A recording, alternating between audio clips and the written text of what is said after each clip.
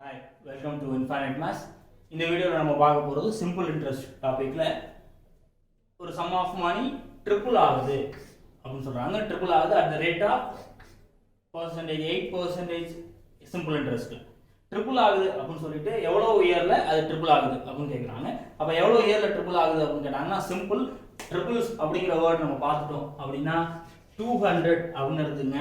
200 number of percentage எவ்வளோ கொடுத்துருக்காங்களோ அதெல்லாம் டிவைட் பண்ணிடுங்க.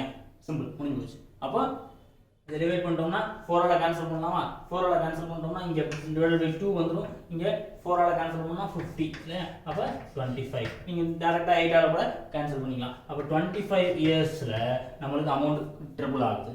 பார்த்தோம்னா நம்ம சொல்லிடலாம் ரைட்டா. ட்ரிபிள் அப்படிங்கிற வேர்டு வந்துச்சுன்னா 200ஆல் டிவைட் பண்ணுங்க. 200 divided by number of percentage. That's all. Okay. Thank you.